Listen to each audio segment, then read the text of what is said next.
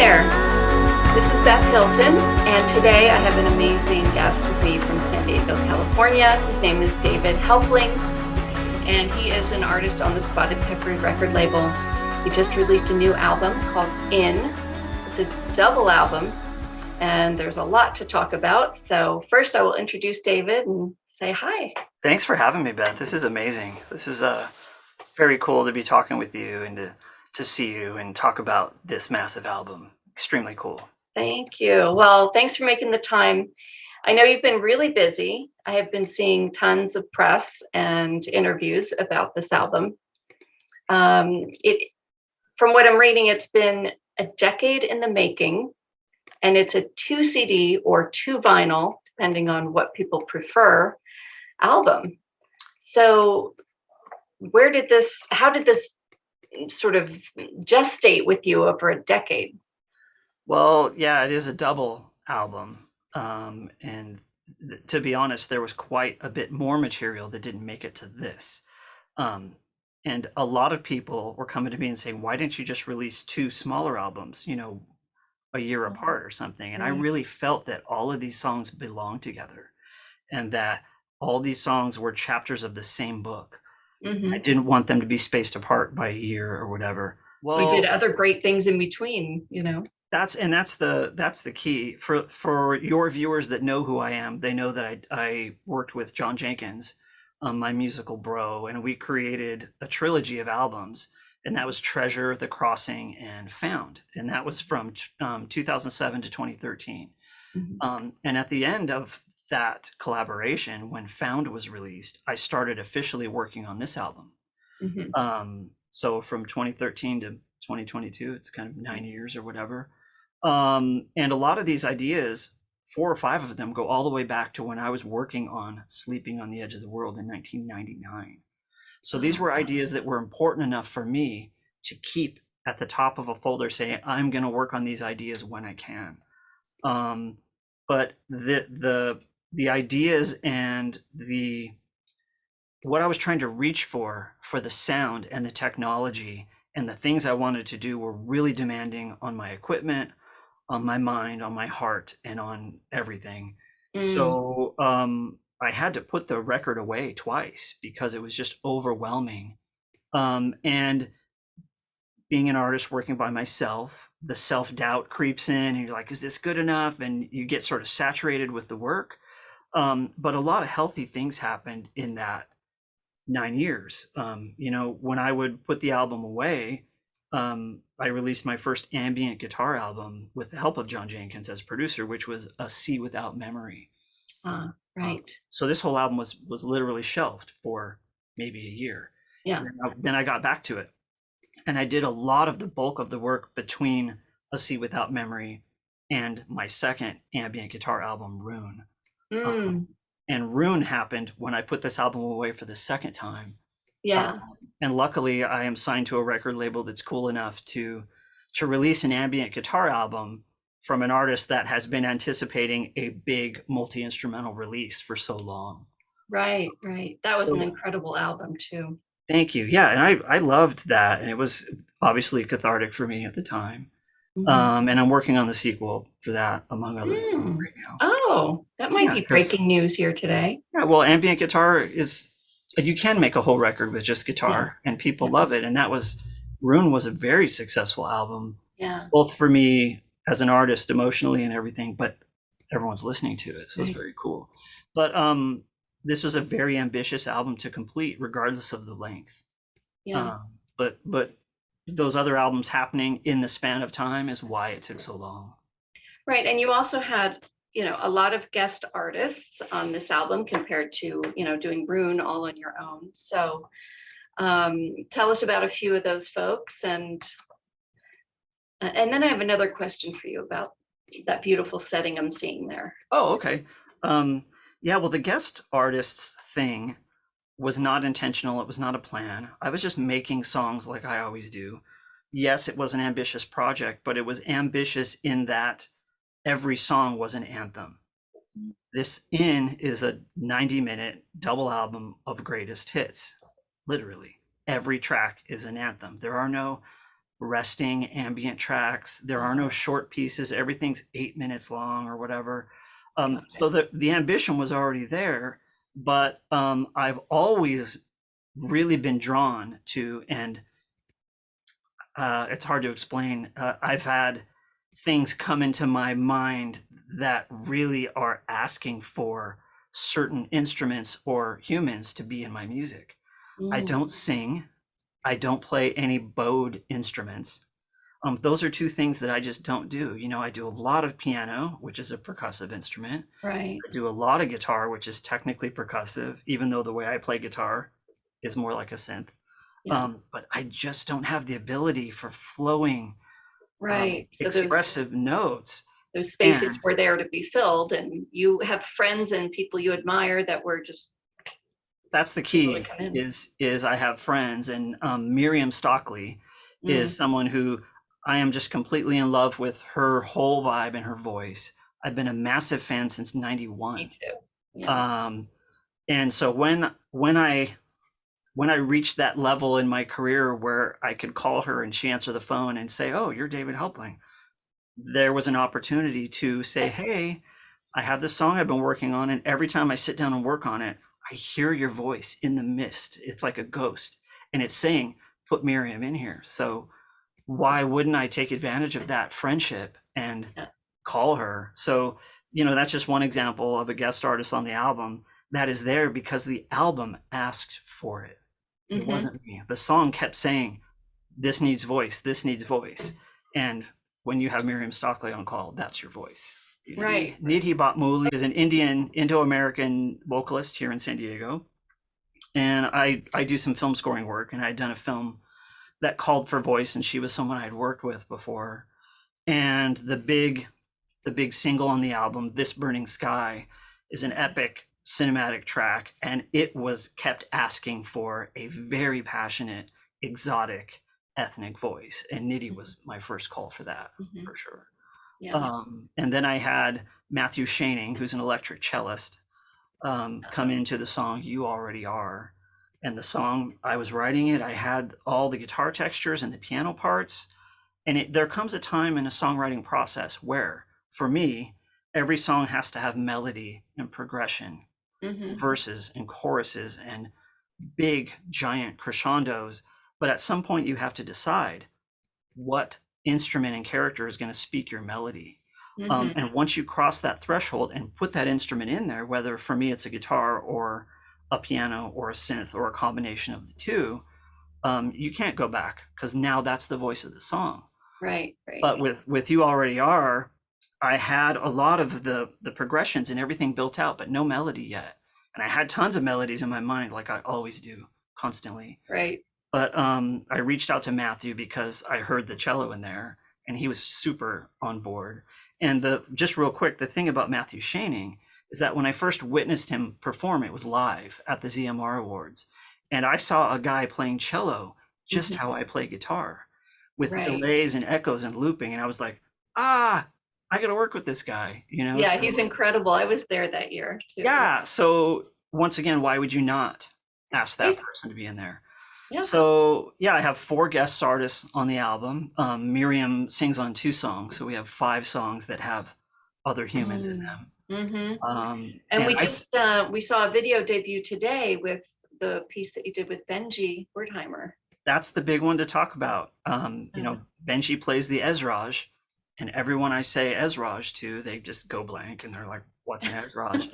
And I feel like showing them a picture of it. But Benji Wertheimer is a Portland, Oregon-based musician who is an amazing person and an amazing musician. And he plays a lot of different instruments, including tabla, Ezraj. He mhm. does the tube and throat singing, Oh harmonic yeah, singing. He's an elevated being. yeah. But when I met him, he came over here and I played him some of the album I was working on. We met through a mutual friend, which was very cool.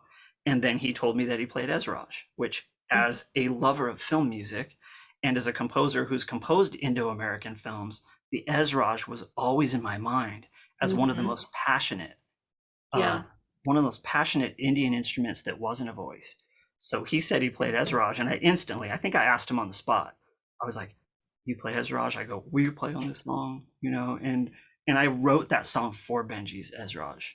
Oh, it is Um, fantastic. And the video is just so beautiful. And Thank you have you. a couple great videos. So I just want to send people to Sure. your YouTube, and make sure that we let people know how they can get to you. And we'll do that in the comments as well. Yeah. I think music videos are important these days, and it's fun for me as an artist. Once, whether I spend a year on an album or 8 or 9 years, once the album is finished and you get to share it with everyone, making music videos is fun. Yeah. Get to put a picture to all these songs that you've had in your head for so many years. Yeah. So we have 3 music videos already, and there's a big one coming in a couple weeks, the last one. Yeah. But the video that Daniel Pipitone just created for The Bliss You've Always Carried is beautiful. And the cool thing Mm-hmm. about that video is it looks like the album. Mm-hmm. It's like the album came alive and told a Yeah. story. Which I Um, have here. I want to just hold oh, this up a little bit. So nice. pop those CDs back in there. So Yeah. beautiful. 6 panel. Look at Yeah. And that. Daniel really worked with the macro photography aspect, all the water droplets and the feathers and the light coming through water droplets. And he just nailed that in a video, which is Right. very impressive. Yeah. So yeah, and that's the only video that's on the record label's YouTube channel. Only Mm-hmm. other videos you can find at mine, which is just David Helpling official, but Spotted Peccary Music has their own channel, and that's where this awesome video for The Bliss You've Always Carried lives. Right. So the question that came to me when we were talking earlier about the guests was the other important part of what you do is that you're really well adept with gear and all kinds of instruments and synthesizers, and where I just wondered, a, what went into the music, some of the technology that you love, and b, was there a particular technology that came to be where all of a sudden you said, okay, now's the time, like, now that I can get my hands on this, now we're going to do this album. I would say yes and yes. Okay.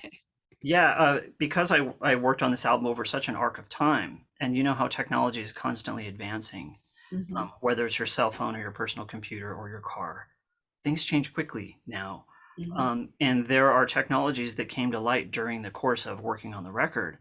And one of those was granular synthesis, which in 2013, I'd have to go back and look, but I don't think granular synthesis was even really happening, whether it's on your computer or on a hardware synthesizer, of which I have many.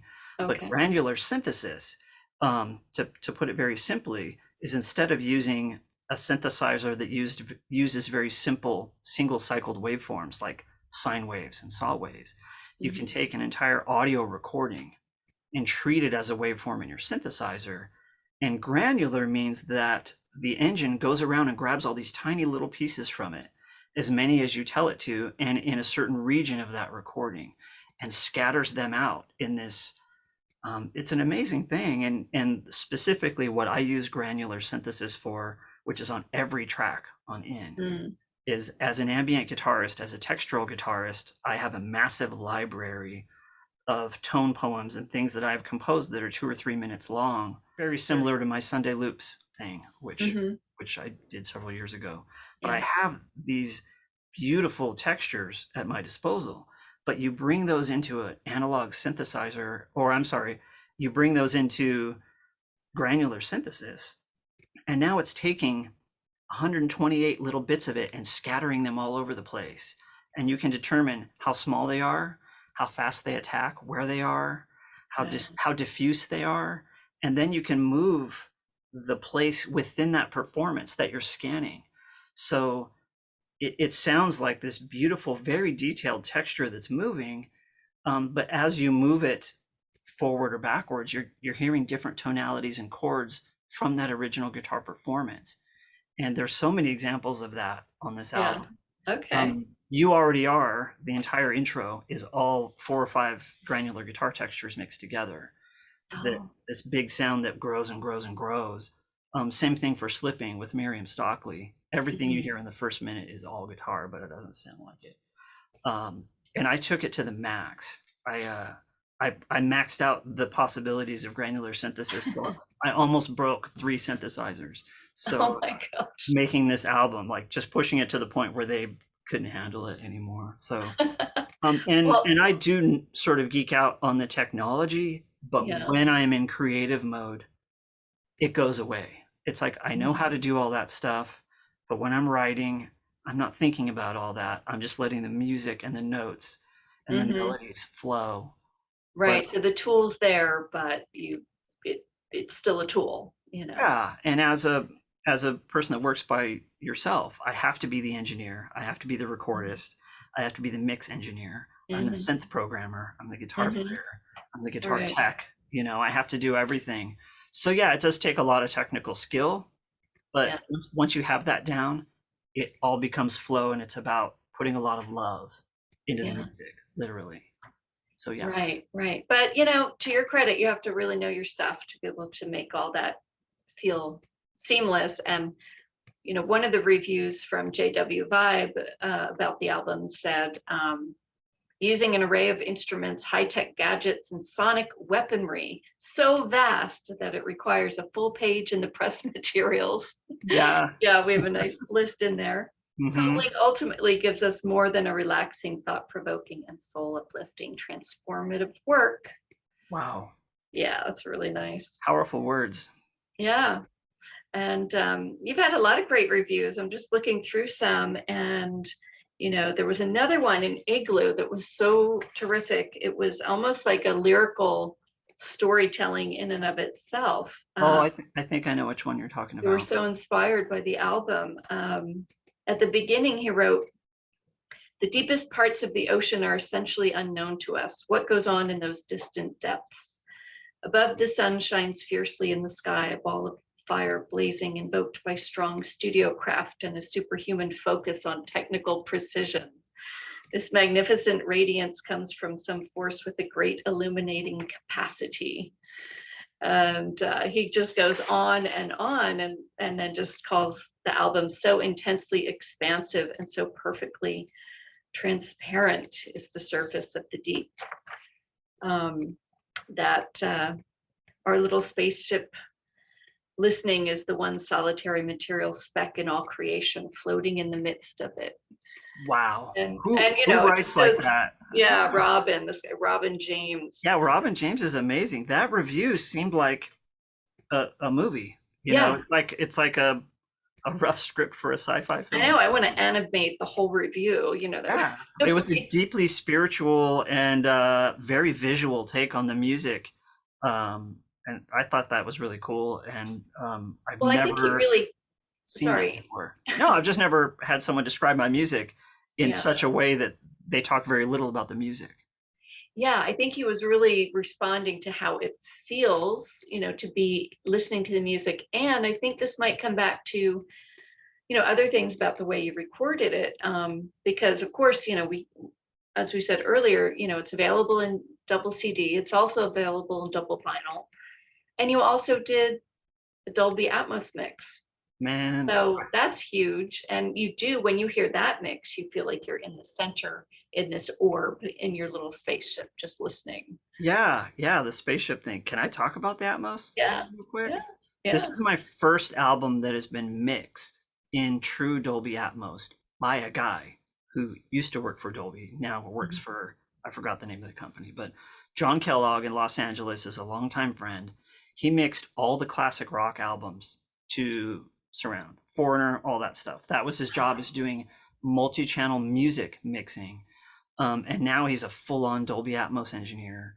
And I brought all the tracks, the stems, massive amounts of data on hard drives to him. And he remixed my album in Dolby Atmos. And I had the opportunity to experience it for the first time 2 weeks ago. A good friend of mine here in San Diego has a full-on Dolby Atmos theater, like full on, like he's been in Oh, magazines and all that. amazing. And the album was finally released on April 15th.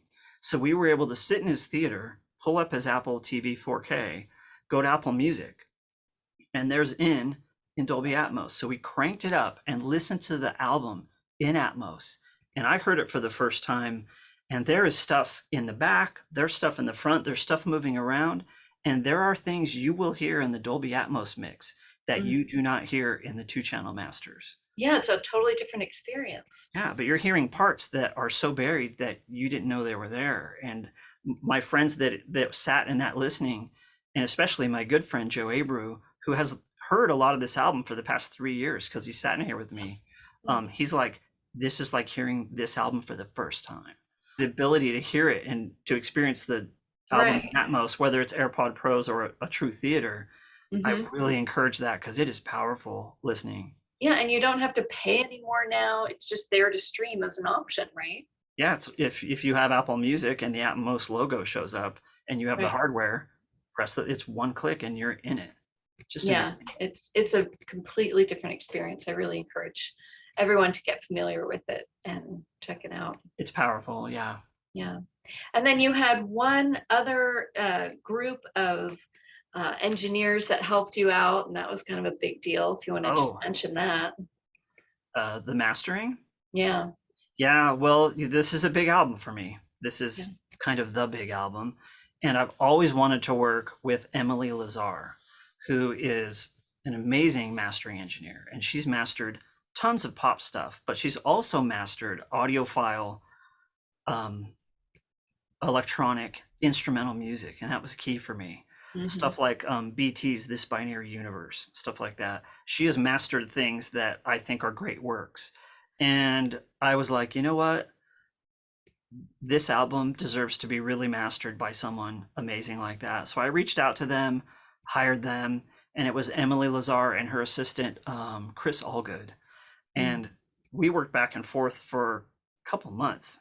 Mm-hmm. And because I really didn't want this album to just be loud, I wanted Yeah. it to be deep. Yeah. Depth of field, dynamics was so important, and Hmm. she nailed it. A lot of times as a recording artist, I do my mix, and my mix sounds amazing, and then it gets mastered, and it goes like this, and it gets squashed Right. because they want to make it loud and they want to fit it with everything else on streaming platforms. And I knew that this was an opportunity to make the music sound like it's supposed to sound. Yeah. And she nailed it. And everyone is freaking out. I'm getting Yeah. people are asking me, who mastered this? Or seeing in the liner notes, oh my God, Emily Lazar mastered it. She's never mastered ambient music. Wow. So it's a big deal. And I'm just really stoked that I had the opportunity to have her put her Yeah. magic on this. That's awesome. I noticed people in the comments, I was doing a little research, they always say it's pristine, it's crystalline, that's what I read a lot about your music. Thank you. Thank you. Yeah, it's very cool. Yeah. So there's still more to come. Like you said, there's a video coming. There's a really fun contest coming that, I don't know if we should tell about it yet, but, everyone can find what's going on at your website if you want to give us the URL. We'll just go to davidhelpling.com. But a Mhm. really good thing to do is just find me on Instagram, Twitter, and Facebook. It's going to be David Helpling Official. The cool thing is there's only one David Helpling. That's right. So I That's don't, Helpling with 2 L's. yeah, Helpling. But We'll put the links down below yeah, too. so find me on social media and you'll see what's going on. And when this new music video comes out, it'll be on all those platforms. It'll be on my website. And the vinyl is a big deal. This is my first Atmos release, but it's my first vinyl release. And Oh, and congratulations, those packages sold out. Those I know. specials. Isn't that amazing? Yeah. But you still have individual vinyls that can be Yeah, bought. there was the limited edition set that has the vinyl, the CD, the 24-bit download, and this beautiful art print, and they're all hand signed and numbered. But those sold through, but you can still order the vinyl, the double gatefold vinyl, and ask for it to be signed. You just have to send an email to the label when you place your order. But the fact that it's on vinyl is amazing. But the vinyl package, I spent a lot of time with Daniel Pipitone, the artist at the record label, and with Howard Gibbons, my co-producer on this album, trying to get the vinyl to be the highest quality, the most beautiful, the best sounding we could. So the package is just stellar. Yeah, excellent. Well, thank you so much. I feel like we got into some cool stuff that I hadn't heard about before. I really appreciate your time today. Yeah, thank you so much for asking all these awesome questions and being so cool all the time. You're a great person to work Oh, with. oh, thanks, David. Well, it's my pleasure. And, again, all the links will be down below. And you can find David Helpling everything, everywhere. That's right. And the album is called In. That's it. In. Thanks for joining us. Thank you. Bye. Bye-bye.